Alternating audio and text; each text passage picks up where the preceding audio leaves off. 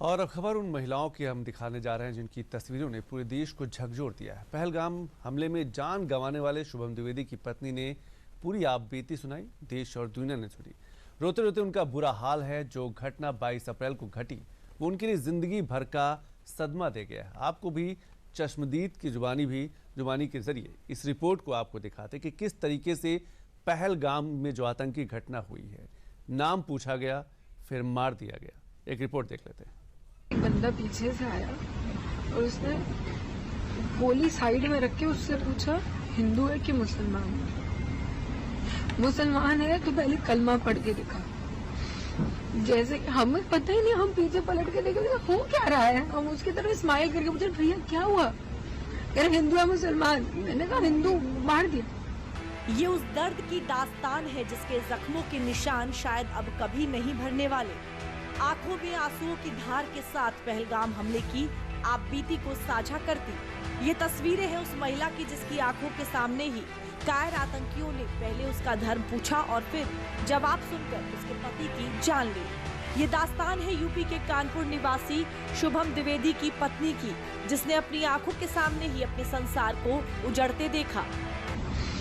जैसे हमें पता ही नहीं, हम पीछे पलट के देखे हो क्या रहा है। हम उसकी तरफ स्माइल करके पूछे भैया क्या हुआ, कह रहे हिंदू है मुसलमान। मैंने कहा हिंदू, मार दिया। पहली गन उसी पे चलाई, उसके बाद 70 लोगों को मार दिया। क्यों मार दिया? हिंदू मुसलमान बने हुए बंदी को मार। शुभम की पत्नी की आपबीती रूह कपा देने वाली है। शुभम और उनकी पत्नी ऐशन्या शादी के बाद कश्मीर में सुकून के पल बिताने गए थे, लेकिन मंगलवार को हुए हमले ने उन्हें कभी न मिटने वाला गम दे दिया। शुभम द्विवेदी की शादी 12 फरवरी 2025 को ही हुई थी। अपनी पत्नी के साथ वो कश्मीर घूमने गए थे। बुधवार को दोनों को घर लौटना था, लेकिन मंगलवार को बैसरन घाटी में अचानक आतंकियों ने हमला कर दिया, जिसमें गोली लगने से शुभम द्विवेदी की मौके पर ही मौत हो गई। जिसके बाद शुभम का शव बुधवार रात 11:30 बजे लखनऊ एयरपोर्ट लाया गया, जहां से ग्रीन कॉरिडोर बनाकर उनके शव को हाथीपुर स्थित पैतृक गांव पहुंचाया गया। मेरा बेटा और बहू बैठे थे, स्नैक्स वगैरह खा रहे थे। पीछे से आए ये आतंकवादी और इन्होंने पूछा हिंदू हो कि मुसलमान हो। उन्होंने जैसे हिंदू बोला है वैसे तुरंत गोली मार दी सर पे। मेरी बहू कहने लगी मुझे भी मार दो, तो उन्होंने कहा नहीं तुम जाओ, मोदी को बताना, तुम्हें नहीं मारेंगे। बुधवार रात करीब 2 बजे शुभम का शव जब उनके गांव पहुंचा तो रात के सन्नाटे को चीरते हुए एम्बुलेंस का सायरन सुनते ही वहां चीख पुकार मच गई। एम्बुलेंस घर के बाहर रुकी तो परिवार बिलख पड़ा। चीख पुकार से पूरा गांव दहल उठा। जिस घर में 2 महीने पहले शहनाइयां गूंजी थी वहां मातम पसर गया। पहलगाम आतंकी हमले के पीड़ितों की दास्तान और दर्द दोनों साझा हैं।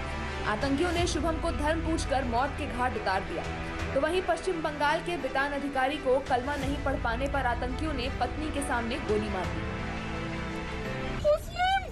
अपने के कलमा पढ़ते जाने ना जानी ना बोलो नेदर बोलो सेकुलर नेदर। कायर आतंकियों ने बेगुनाह लोगों पर जो कहर बरपाया उसका एहसास इन सिस्कियों से होता है।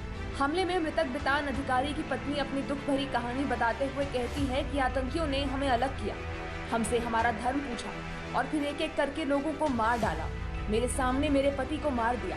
बितान अधिकारी पश्चिम बंगाल के रहने वाले थे। वो अमेरिका के फ्लोरिडा में जाकर बस गए थे।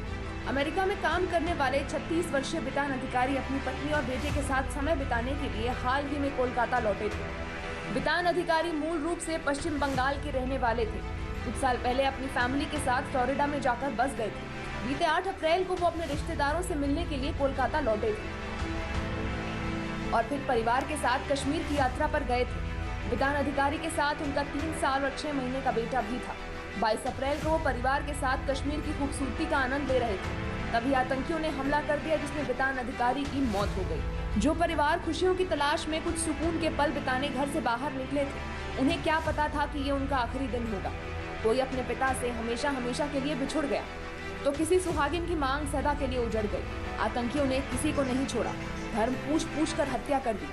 छोटे छोटे बच्चे रो रहे थे, महिलाएं बिलख रही थी, कुछ लोग जान बचाने के लिए इधर उधर भाग रहे थे, पर आतंकियों को दया नहीं आई। वे तब तक गोली चलाते रहे जब तक कि उनकी सांस बंद न हो जाए। मौत की इस दर्दनाक कहानी का मंजर सालों साल टीस बनकर पीड़ितों के दिलों में उठता रहेगा।